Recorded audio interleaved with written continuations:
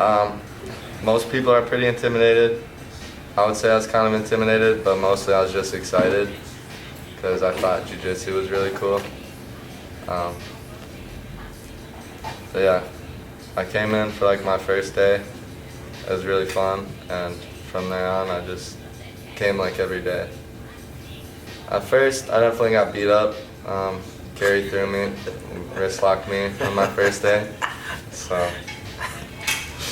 but I'd say don't be scared to come in for your first day. You're gonna be scared, but once you have your first class, you'll realize that it's not as intimidating as you think it is. What were your perceptions before you came in? Like, what did you think you were going to be coming into? Like, what did you imagine your experience would be like when you first came?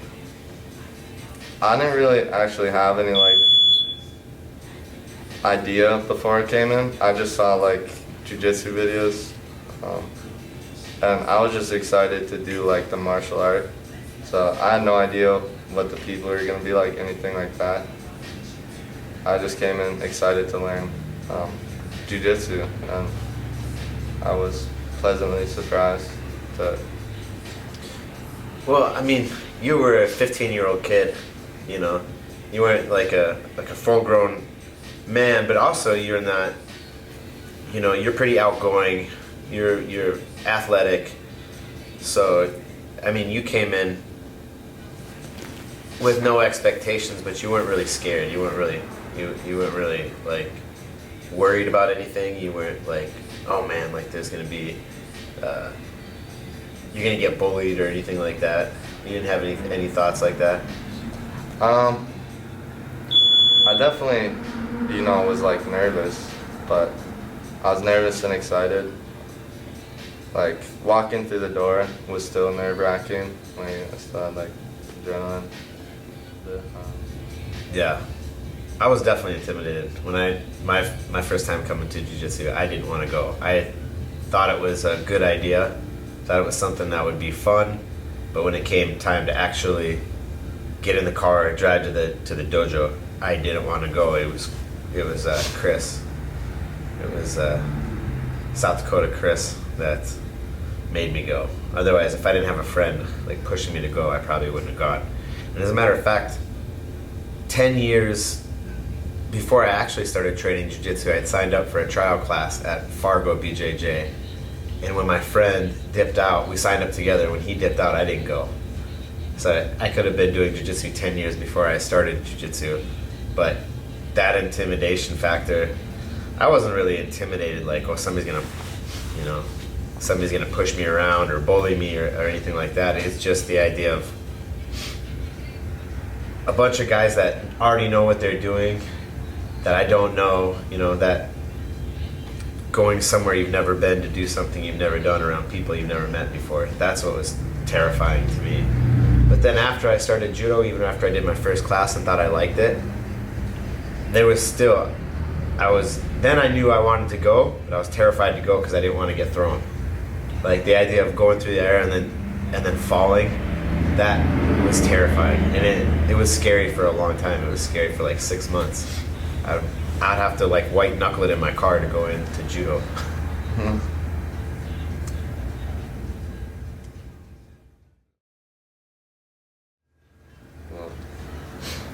You were one of the first kids that we had from the high school, like, teenagers coming in.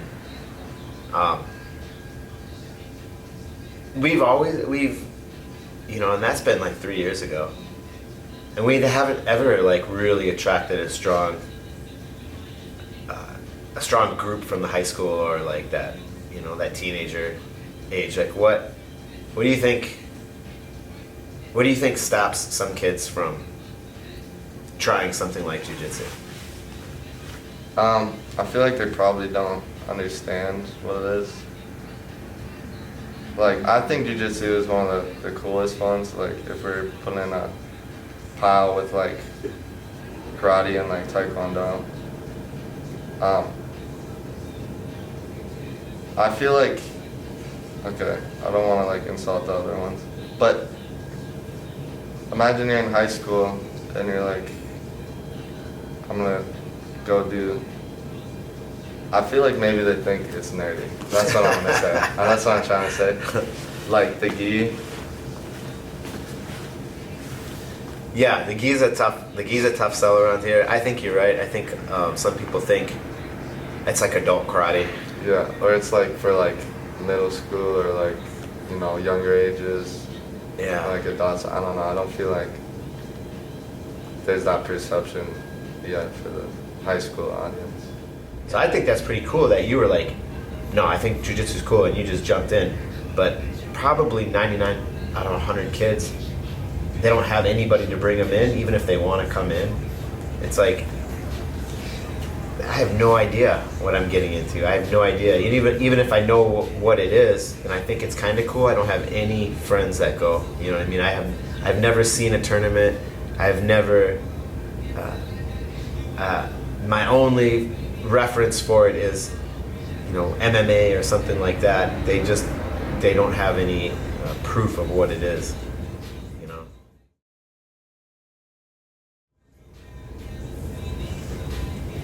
I think it's easier for adults. I think it's easier for adults because, one, they don't need that much social proof, you know. You're not worried about what your friends are doing as much, but it's still as intimidating, you know. Maybe even more intimidating. Maybe even more intimidating because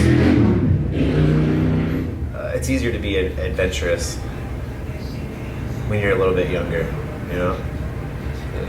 If I'm 38 and, you know, have kids and a career, and even the thought of like breaking an arm, or, you know, you don't really know. Our injury rate is super low here, but you wouldn't really know that unless you came in. If you just saw like a reel of us just in here, like, you know, getting taken down and then, you know, wrestled down and pinned, it looks like people are getting hurt. You know, it looks pretty dangerous. You have to go here for a while to kind of understand that, you know, everybody's like super taking care of everybody else to make sure they don't get hurt. But you never know that unless you come in here, you know. I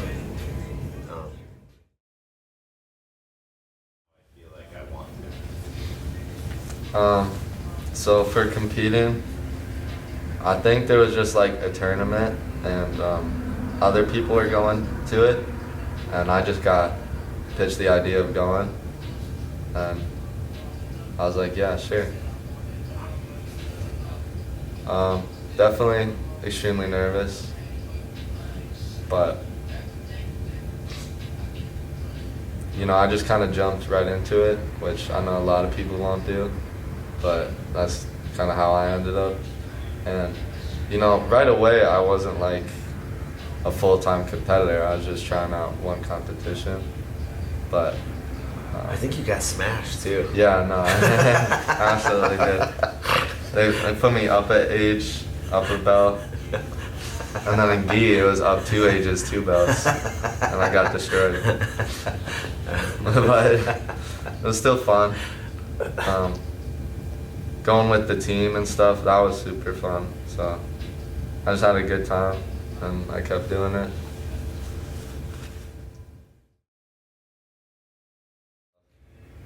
Losing, you know, it was my first time competing. I didn't really have expectations, so losing didn't like, you know, hurt me that bad. I was just like, okay, you know, on paper I wasn't supposed to win, but with my short experience, people were saying like, wow, you did really good for like your first time competing. So I'd say it motivated me, so I wasn't too down about it. So, you know, I just kept training, and then eventually I competed more. But everybody was super supportive, so that really helped, and not like being too disappointed.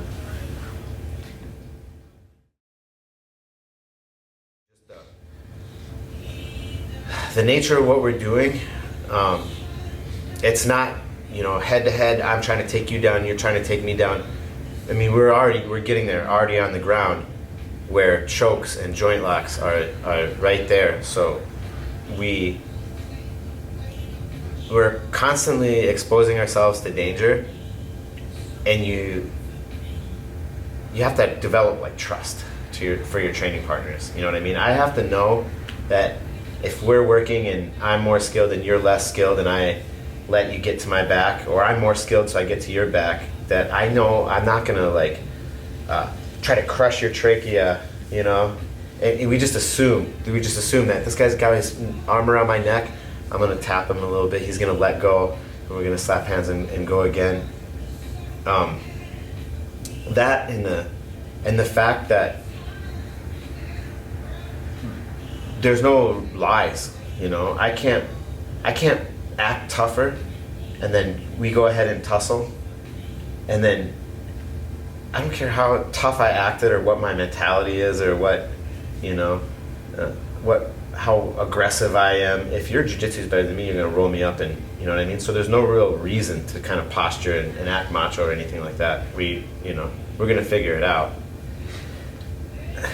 So that trust and intimacy that kind of comes with a group of people that are all, you know, training in that way and having to rely on each other to not, you know, to do something dangerous, but do it safely and conscientiously so you don't get hurt.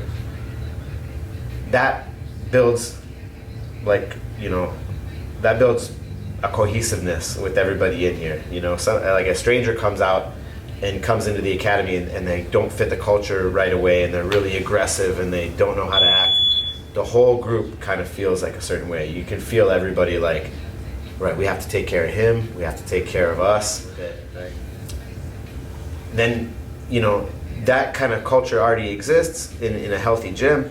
We go to compete and it's the same thing, you know. And I feel like you probably had Dylan there, and you probably had Nolan there, and a few other guys, and we already have that thing. Like, okay, now we're out in a strange land, and we're gonna fight. You know, we're gonna fight strangers here. Everybody is like, coaches, and when you watch your teammates, you know, like, you probably get more nervous for your teammates than you do when you go out, right? And that team feeling is just extra strong, I think, in jiu-jitsu because of the nature of what we're doing. That never go compete. It just so happens I compete a lot, and you know, some of our senior students compete a lot. So that's something that's in the air. We're talking about it. Like, hey, we got this thing coming up. We got that thing coming up. And you know, I hope I do a good enough job saying that's not for everybody. You know, it doesn't necessarily. You don't have to go test your jiu-jitsu to come back. You're gonna get better. You can go through white to black, always improving and getting better and perfecting your art. But for those that are more competitive, or for those that want to like speed up their progress, competition's there, and I think we do a pretty good job of, you know, cultivating an environment that those people that do want to compete are able to and encouraged to, and we'll always be like that.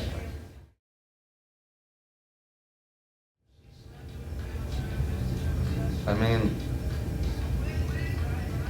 you have setbacks, right, with anything that you're trying to get good at. Sometimes, you know, you feel like you're not getting better. Sometimes, you know, you lose, you get beat up. So, I mean, yeah, there have been times where I'm like, you know, maybe I'm not good at this, you know, but I managed to keep going. So, yeah, that's definitely part of it.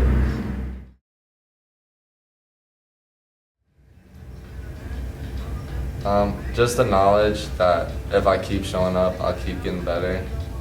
And so anytime like I have a loss or I get beat up, you know, for a little bit, I'm kind of down in the dumps.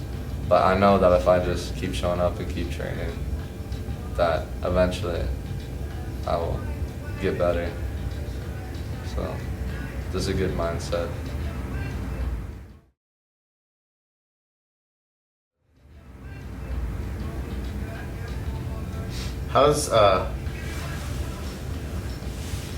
how has jiu-jitsu changed the way that you view skill acquisition in general? I mean, can you remember what you thought about? I know you did a few things before jiu-jitsu. You did magic. No, I think that's cool. Yeah. It is, you know, like you can make fun of it, like that's nerd shit. But it's got real applications, you know. People have jokes they tell, you know what I mean, and then people are like, oh, you know, it's a way, and you have like there's a quarter behind you. Yeah. Yeah. You know, my party trick. Your party trick. No, that's pretty cool. But is there, as just that in general? Yeah. How has jiu-jitsu changed the way that you view like skill and being better at things in general? Well, as you're talking about my magic, I've always, I always like learning stuff, but I feel like I get like the basics kind of, and then I wouldn't go past that, you know, I'd be kind of stuck there. So jiu-jitsu, it's the thing I've stuck with for the longest. I mean, I did soccer for more than I've done jiu-jitsu, but I was a kid, you know, I wasn't like, it was just some fun to do.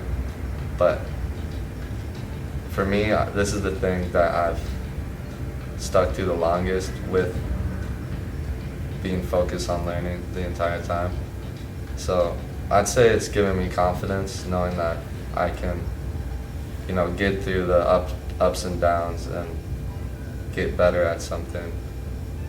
So I think just knowing that has been super helpful. Like anything else that I approach, I just believe I can learn it, and I believe I can get past the basics. That's how I felt too. After jiu-jitsu, I thought about everything now as just techniques and reps. If I want to be good, just do it. And I can honestly say before judo, I did not have that way of thinking. I thought I have natural abilities for some things that I'm naturally good at a little bit. And when I do those things, I can get better at them, and I have things that I'm naturally not good at. I'm not very good with math. Therefore, don't do it. Like it's not something that I'm probably going to be good at. And after judo, after jiu-jitsu, I thought there's just nothing that I can't be good at if I don't apply myself and get reps on it. And that was like I think more than anything else, that the biggest change in my life and life direction came from that light bulb coming on, that everything was just technique. And all you need to do to get your technique better is practice. And that was probably one of the most powerful things. You know, and whether people like are conscious of that or not, he's like, you see people come in and like sometimes they're kind of like, I work, I go home, I play video games or I watch TV, I get up, it's the same thing. They come in here and they get to like blue belt, you know, or they get, you know, 3-stripe white belt, and all of a sudden they start picking up all these other things in life, and they start getting interested. You know, I can't tell you how many times somebody's been like, I haven't really read a book since high school, you know, and they pick up a book from here or a judo book or something, take it home, and they're like, wow, I didn't know that about. It just seems to be a factor that gets people curious about life again, you know, when you start looking at everything as like as easy as skill acquisition, you know.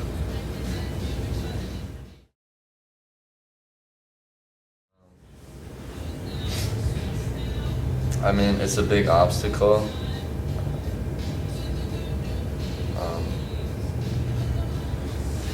Just know that everybody is super friendly, super helpful. You got some? Yeah. I always try to like think about it how it was for like how my experience was when I started judo. I was like, hey, that sounds like a good thing. I think I want to do that. And then it came time, Chris came, my friend Chris came to pick me up, and suddenly 4 things like popped into my mind that were urgent, that I needed to do. And they were all real, like rent's due pretty soon, all these things are actual things. And so I would say my friend Jacob has told me the best thing, like make your intellectual decision now, and then later when the emotional part comes up, refer back to your intellectual decision. So going someplace you've never been to do something you've never done around people you've never met is incredibly difficult. It's a huge barrier. It's a huge obstacle. So make your decision that this kind of skill is worth putting some effort forth to learn. Make that intellectual decision, and then just for fun, watch what happens to your brain the day that your trial class comes up, because those 3 things that are urgent, that have to be done right now, and that are the reasons that you can't go to class, that will pop in your brain, and you can watch them, and then you can understand that process of your brain trying to do the right thing, is trying to protect you. Your body is telling you, listen, don't go do this thing that's potentially dangerous around strangers. Like all your limbic system warnings are doing the right thing for you. Then you have to refer back to your intellectual side that says, like, this is worth doing. This is something you should do. And on the accountability side, we'll give you a call, we'll give you a text, and if you need to hear that again, if you need to hear what that process is, if you need me to remind you, I can, and encourage you to come in here. And like Logan said, you'll find people that are super anxious to share knowledge, super anxious to welcome you on the mats, and aren't interested in smashing you or hurting you. Like, they want you to be around long enough to get competent so you can be a good training partner. And it brings me, and it brings everybody else a lot of pleasure watching